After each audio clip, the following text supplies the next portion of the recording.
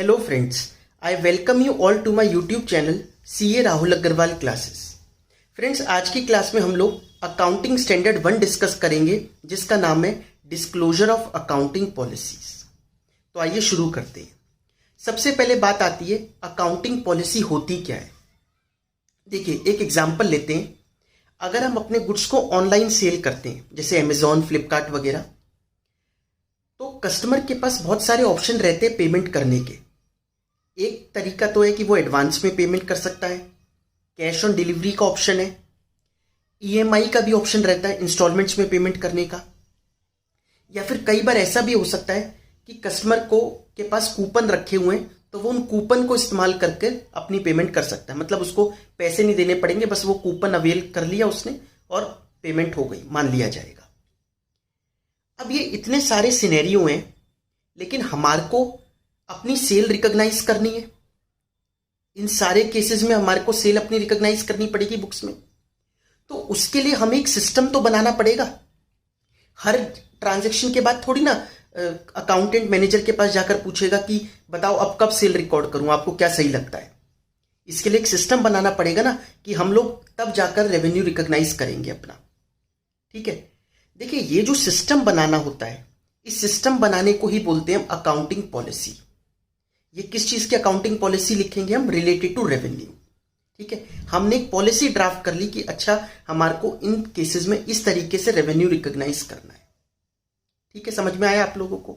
देखिए, इसमें एक चीज का बस ध्यान क्या रखना पड़ेगा कि जो हमारे प्रिंसिपल्स हैं अकाउंटिंग के, जो हमें गाइड करते हैं कि अकाउंटिंग कैसे करनी है, जब हम उन प्रिंसिपल्स ऑफ अकाउंटिंग को, आप लोग क्लास 11 से पढ़ते आ रहे हैं, प्रिंसिपल्स ऑफ अकाउंटिंग क्या होते हैं, हम उन प्रिंसिपल्स को फॉलो करते हैं। प्रिंसिपल्स एक गाइड की तरह काम करते हैं। जब हम उन प्रिंसिपल्स को फॉलो करेंगे तो हमारी अकाउंटिंग बेहतर होगी, रिलायबल होगी। ठीक है, तो हमने अपनी पॉलिसी ड्राफ्ट करनी है प्रिंसिपल को ध्यान में रखते हुए कि प्रिंसिपल भी वॉयलेट ना हो। उस तरीके से हम अपनी कंपनी की पॉलिसी ड्राफ्ट करेंगे और वो हर चीज की होगी। जो जो चीजें हमारे को अपनी बुक्स ऑफ अकाउंट्स में लिखनी है, रेवेन्यू हो, एक्सपेंसेस हो, असेट, लायबिलिटी, कैपिटल, सब चीजों से रिलेटेड। तो बस उसको एक सिस्टम बनाना, मतलब अकाउंटिंग करने का एक सिस्टम बनाना ही कहलाता है अकाउंटिंग पॉलिसी। समझ में आई आप लोगों को ये बात? तो आइए सबसे पहले इसकी एक बार डेफिनेशन देख लेते हैं। Accounting policies refer to the specific accounting principles and methods of applying those principles adopted by the enterprise in the preparation and presentation of financial statements। ठीक है, मतलब स्पेसिफिक अकाउंटिंग प्रिंसिपल्स और method of applying those principle. जैसे accounting principle है revenue recognition, कि जब cell realise हो जाए तब हमारे को रिकॉर्ड करना है। ठीक है, जब हम इनकम अर्न कर लें तब उसको रिकॉग्नाइज करना है। वो तो हम फॉलो करेंगे, लेकिन अब हमारा जो बिजनेस है वो ई कॉमर्स का है। ठीक है, हम ऑनलाइन गुड्स को बेचते हैं, तो उसको कैसे इंप्लीमेंट करें अपने बिजनेस में, मतलब accounting principles, specific accounting principles and methods of applying those principle, उसको किस तरीके से लागू करें अपने बिजनेस में, वही उसको ड्राफ्ट करना ही कहलाता है अकाउंटिंग पॉलिसी। कहने का मतलब हम जो भी अकाउंटिंग में करेंगे उसके लिए एक सिस्टम बनाकर उसको लिख दो, वो अकाउंटिंग पॉलिसी है। समझ में आ गई बात? फॉर एग्जाम्पल, इन्वेंट्रीज, अलग अलग मेथड होते हैं, FIFO, first in first out, weighted average, etcetera. Cash flow statement के अलग अलग मेथड है, डायरेक्ट मेथड, इनडायरेक्ट मेथड। तो इन सब चीजों में हमने कौन से चूज कर रखे हैं, हमारे को क्या लगता है कौन सा बेहतर है हमारे यहाँ बुक्स ऑफ अकाउंट्स बनाने में। ठीक है, तो उसको लिख लेना ही कहलाता है अकाउंटिंग पॉलिसी। अब नेक्स्ट पॉइंट आता है selection of accounting policy. Accounting policy को कैसे सेलेक्ट किया जाए? अकाउंटिंग पॉलिसी को जब हम सेलेक्ट करें अपने बिजनेस के लिए तो किन बातों का ध्यान रखना होता है? देखिए, सबसे पहली बात हमारे को ध्यान रखनी है प्रूडेंस। हम जो अपनी पॉलिसी बनाए अकाउंटिंग की, वो इस बात को बढ़ावा ना दे कि हमारे जो अभी इनकम हुई भी नहीं, या फिर जो हमारे को लग रहा है हो सकती है, उसको तो अभी से प्रोवाइड फॉर कर लें। ठीक है, और जो लॉसेज हो रहे हैं, ठीक है, उसको हम प्रोवाइड फॉर ना करें। ऐसी गलती ना हो जाए। मतलब हमारी पॉलिसी ऐसे ड्राफ्ट होनी चाहिए जो कंजर्वेटिज्म के प्रिंसिपल को फॉलो करती हो। कंजर्वेटिज्म क्या कहता है? Provide for all the anticipated losses but do not provide for anticipated gain. For example, एक डेटर है हमारा, उसकी फाइनेंशियल कंडीशन आजकल ख़राब चल रही है। हमने न्यूज़ रिपोर्ट्स वगैरह में भी देखा कि उसकी कंडीशन ख़राब है, उसकी कंपनी लिक्विडेट होने वाली है। तो हमारे को अपने डेटर का ये ध्यान रखते हुए कि हमारा भी पैसा शायद रिकवर ना हो, तो उसके लिए हम प्रोविजन फॉर डाउटफुल डेट्स बनाएंगे। ठीक है, यही कंजर्वेटिज्म है। लेकिन इसके ऑपोजिट अगर हमारे को कोई क्रेडिटर, जैसे हमारा कोई क्रेडिटर है जिसको हमारे को 1 करोड़ रुपए की पेमेंट करनी है, हमने उससे बात करी कि मुझे कुछ डिस्काउंट दे दोगे आप, तो उसने कहा ठीक है कोई बात नहीं, फोन पे कह दिया हाँ कोई बात नहीं, बात कर लेंगे, और हम अभी से ही अपना 5% का डिस्काउंट मान के उसके लिए प्रोवाइड कर लें। ये गलत है। ठीक है, क्योंकि अभी इनकम आपकी हुई नहीं है, आपको वो डिस्काउंट मिला नहीं है, तो अभी से रिकॉग्नाइज आप इसको नहीं कर सकते। समझ में आ गई बात? Provide for all the anticipated losses but do not provide for anticipated gains. ये चीज का ध्यान रखना होता है। नेक्स्ट क्या है? Substance over form. मतलब ये सब चीजें, ये 3 पॉइंट ध्यान रखकर हमारे को अपनी अकाउंटिंग पॉलिसी ड्राफ्ट करनी है। दूसरा है substance over form. Substance over form क्या कहता है कि हमारे को प्रैक्टिकल होकर अकाउंटिंग करनी है, बहुत ज्यादा लीगैलिटी में, फॉर्मेलिटी में नहीं घुसना। एक हम एग्जांपल लेते हैं। हमने एक पुरानी मशीन परचेज करी किसी से, पेमेंट वगैरह सब कर दी, मशीन को हमने यूज करना भी स्टार्ट कर दिया, लेकिन अभी एक एग्रीमेंट तैयार नहीं हुआ। मतलब उसके और हमारे बीच में एक फॉर्मेलिटी की भाई एक एग्रीमेंट की उसने हमारे को ये बेची है इस वैल्यू पर। अभी एग्रीमेंट की हमारी बस बात चल रही है फोन पर कि जब भी वो इस साइड आएगा तो हम लोग उस एग्रीमेंट को साइन कर देंगे। तो अभी पेपर पर वो ट्रांसफर नहीं हुआ। अब आप देखिए, आपने पेमेंट कर दी, मशीन यूज करनी शुरू कर दी, तो क्या उसका डेप्रिसिएशन उस दिन से नहीं लग जाना चाहिए जब से आप उसको यूज कर रहे हो? बिल्कुल लगना चाहिए। तो सब्सटेंस ओवर फॉर्म मतलब लीगैलिटी पे ना घुसकर आपको सब्सटेंस को देखना है। आप उसको ऑलरेडी इस्तेमाल कर रहे हो, आपने पेमेंट वगैरह सारी कर दी, तो प्रैक्टिकल होकर चलो। बिल्कुल वो आपकी ही मशीन है, उस पर डेप्रिसिएशन कायदे से आपको लगाना चाहिए क्योंकि आप उसको यूज कर रहे हो। ठीक है, तो ट्रांजेक्शन्स क्या लिखा है यहाँ पर? Transactions recorded with their substance and financial reality and not merely bye their legal form. समझ में आ गई वाली बात? नेक्स्ट है मटीरियलिटी। मटीरियलिटी मतलब सारी इंपॉर्टेंट चीजें जो मैनेजमेंट को लगता है कि इससे इंटरेस्टेड यूजर्स का, ठीक है, डिसीजन इंपैक्ट कर सकता है, वो सब हमारे को अकाउंटिंग पॉलिसी में दिखानी है। ठीक है, कोई भी चीज मिस नहीं करनी जो इंपॉर्टेंट हो। ठीक है, मटीरियलिटी आप बहुत पहले से पढ़ते हुए आ रहे हो, तो इन 3 चीजों का ध्यान रखना है कोई भी अकाउंटिंग पॉलिसी जब हम अपनी ड्राफ्ट कर रहे होंगे तब। ठीक है, समझ में आ गया? Next, manner of disclosing accounting policies. अब हमें अपनी अकाउंटिंग पॉलिसीज दिखानी कैसे है? ठीक है, कहां पर दिखाएं और कैसे दिखाएं? देखिए, all significant accounting policies adopted in the preparation and presentation of financial statements should be disclosed. सारी जो भी मटीरियल होंगी, वो अभी ऊपर भी बात करी, सबको हमें डिस्क्लोज करना है। ये पहला पॉइंट हो गया। दूसरा, such disclosure should form part of the financial statements. आप किसी भी कंपनी की गूगल पे सर्च करोगे एनुअल रिपोर्ट, तो आपको अकाउंटिंग पॉलिसी दिखाई देगी, वो फाइनेंशियल स्टेटमेंट के साथ होती है। जहां उसका P&L और बैलेंस शीट होगा, उसके साथ उसने अकाउंटिंग पॉलिसीज भी लगा रखी होंगी। ठीक है, तो it should form part of financial statement. तीसरा पॉइंट आता है कि इसको अलग अलग जगह स्कैटर्ड ना होकर एक साथ लिखनी है। ऐसा थोड़ी ना कि 2-4 पॉलिसी हमने P&L स्टार्ट करने से पहले लिख दी, फिर 2-4 P&L के बाद, फिर 2-4 बैलेंस शीट के बाद। ऐसे नहीं होनी चाहिए। एक जगह तरीके से सारी अकाउंटिंग पॉलिसी, चाहे वो रेवेन्यू की हो, असेट, लायबिलिटी, कैपिटल या बाकी चीजों की, सबकी पॉलिसी हमारे को एक साथ लिखनी है। तो all disclosure should be made at one place instead of being scattered. Next आता है चेंज इन अकाउंटिंग पॉलिसी। पहले आपको यह क्वेश्चन आएगा कि क्या हम अपनी अकाउंटिंग पॉलिसी बदल सकते हैं? बिल्कुल बदल सकते हैं। कब कब बदल सकते हैं, अभी ये थोड़ी देर में डिस्कस करते हैं। पहले हम लोग बात करते हैं कि अगर हमने अपनी अकाउंटिंग पॉलिसी बदली तो क्या होगा। देखिए, अकाउंटिंग पॉलिसी बदलने का अगर कोई मटेरियल इफेक्ट आ रहा है अपनी बुक्स पर, अगर हमने जो अकाउंटिंग पॉलिसी बदली, पहले कोई और मेथड लगाते थे, अब जैसे फॉर एग्जांपल डेप्रिसिएशन, असेट्स पर जो डेप्रिसिएशन लगाते थे उसका तरीका बदल लिया हमने। ठीक है, जैसे 2 अलग अलग मेथड्स होते हैं ना, WDV method, straight line method. तो हमने अब पहले WDV से कर रहे थे, अब स्ट्रेट लाइन मेथड से कर रहे हैं। ये एक चेंज है अकाउंटिंग पॉलिसी में। तो अगर उसका इफेक्ट मटेरियल है तो उसको हमारे को डिस्क्लोज करना पड़ेगा नोट्स में। अब अगर हम उसका फाइनेंशियल इफेक्ट भी निकाल पाए कि इतने लाख का फर्क पड़ा, इतने करोड़ का फर्क पड़ा, तो वो अमाउंट भी दिखाना है। लेकिन अगर किसी कारणवश वो अमाउंट एसर्टेन नहीं किया जा सकता, बहुत कॉम्प्लेक्स है, तो फिर उसका फैक्ट बताना है कि हाँ ये पॉलिसी हमने चेंज करी है लेकिन हम उसका अमाउंट एसर्टेन नहीं कर पा रहे। समझ में आ गया? ये तो हो गया एक बात। दूसरी बात क्या हो सकती है कि अकाउंटिंग पॉलिसी जो चेंज हुई उसका भी हाल फिलहाल में तो कोई इफेक्ट नहीं पड़ रहा, लेकिन फ्यूचर में पड़ सकता है। तो पड़ तो सकता ही है, तो अभी करंट ईयर में ये वाला फैक्ट आपको दिखाना पड़ेगा, मतलब ये फैक्ट डिस्क्लोज करना पड़ेगा कि हमने ये अकाउंटिंग पॉलिसी बदली है। ठीक है, समझ में आ गई ये बात? तो आइए एक बार इसका ये फ्लो चार्ट देख लो। तो in current year if ascertainable, अगर अमाउंट एसर्टेन किया जा सकता है तो affect on amount to be disclosed, otherwise fact to be disclose. वरना फैक्ट तो बताना ही है कि ये हमने अकाउंटिंग पॉलिसी बदली है और उसका इम्पैक्ट हम एसर्टेन नहीं कर पा रहे। दूसरा, एक्सपेक्टेड इन लेटर पीरियड, अगर आगे चलकर लगता है उसका इफेक्ट आएगा तो उसका फैक्ट हमारे को करंट ईयर में ही डिस्क्लोज करना होगा। आ गई बात समझ में? नेक्स्ट होते हैं फंडामेंटल अकाउंटिंग एजम्पशंस।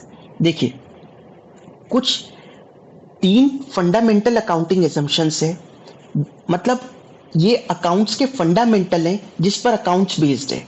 मतलब ये माना जाएगा कि इन तीनों एजम्पशंस को तो आप फॉलो कर ही रहे होंगे अपनी बुक्स ऑफ अकाउंट्स बनाने में। ठीक है, ये तो हर बिजनेस का जब भी हम अकाउंट्स देखेंगे तो ये हमें लगना चाहिए कि हाँ यार ये तो बोलने की बात ही नहीं, ये तो वो बंदा फॉलो कर ही रहा होगा। क्या क्या है वो? सबसे पहला है गोइंग कंसर्न। गोइंग कंसर्न का मतलब क्या हो गया?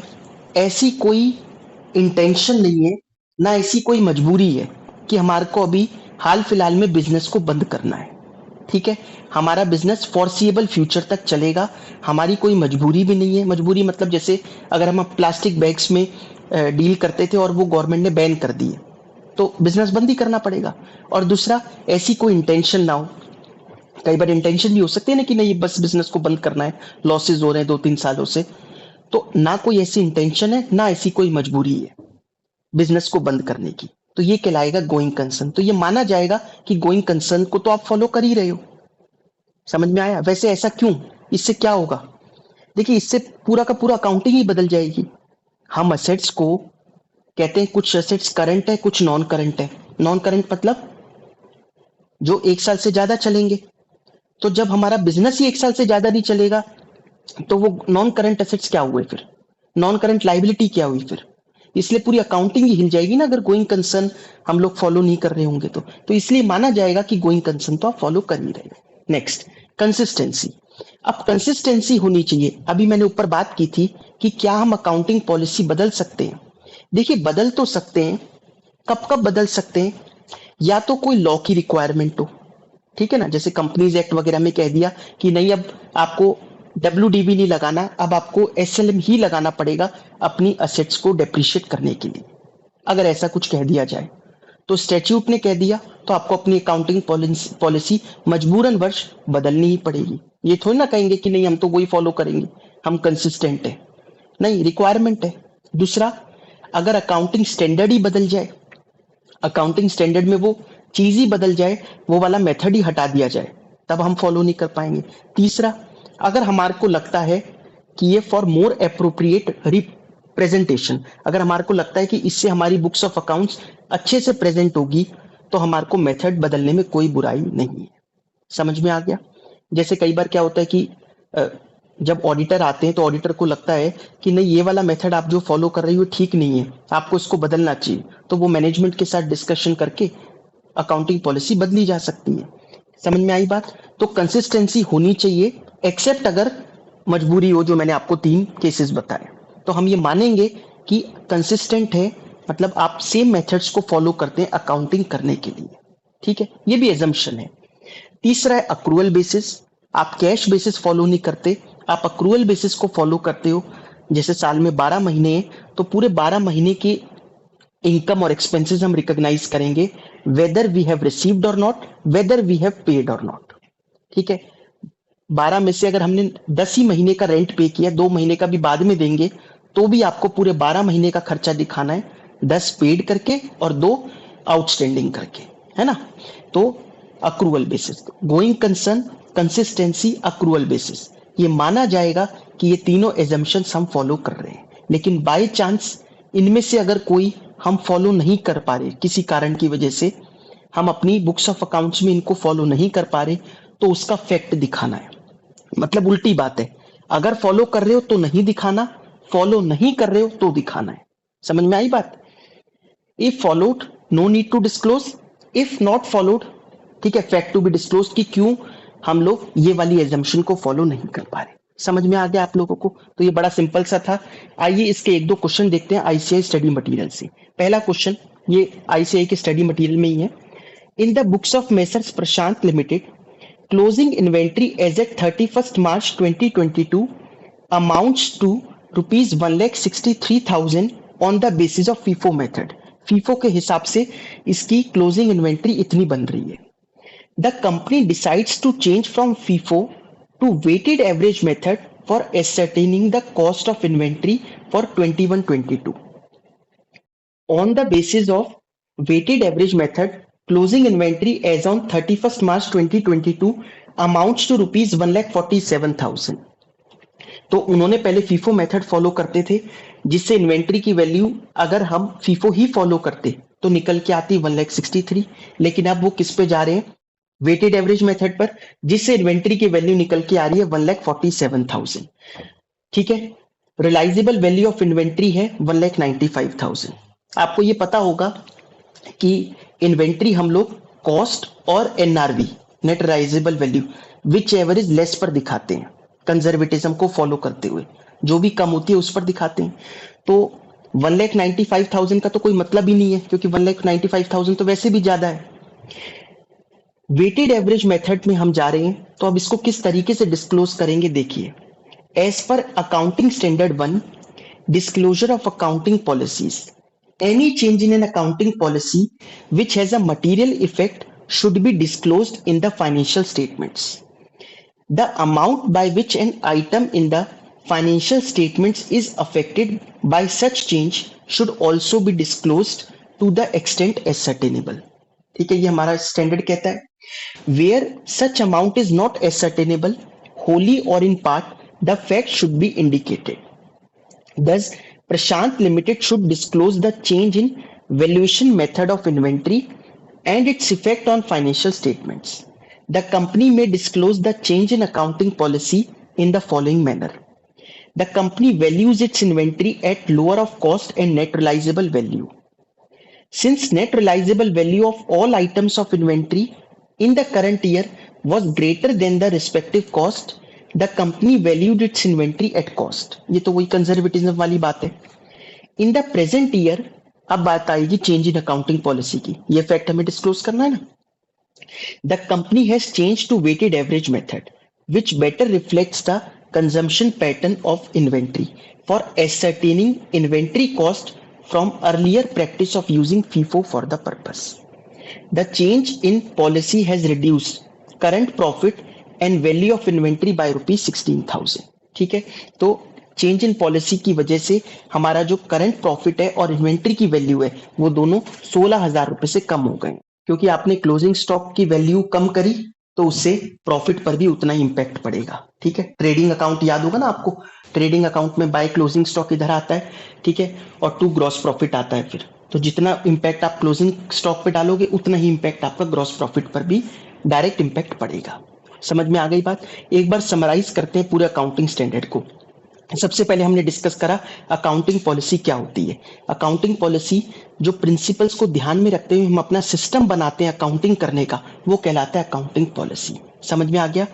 सिलेक्शन ऑफ अकाउंटिंग पॉलिसी, किन किन बातों का हमें ध्यान रखना है अपनी अकाउंटिंग पॉलिसी सेलेक्ट करते वक्त। तो एक तो मटीरियलिटी का, कि मटीरियल चीजें हमारे को डिस्क्लोज करनी है। सब्सटेंस ओवर फॉर्म, ठीक है, हमारे को फॉर्म पर ध्यान ना देकर प्रैक्टिकल होकर चलना होगा। और तीसरा आता है प्रूडेंस, ठीक है, मतलब कंजर्वेटिज्म होकर हमारे को अपनी अकाउंटिंग पॉलिसीज ड्राफ्ट करनी है। तीसरा डिस्क्लोजर ऑफ अकाउंटिंग पॉलिसीज, कैसे डिस्क्लोज करेंगे अपनी अकाउंटिंग पॉलिसीज को।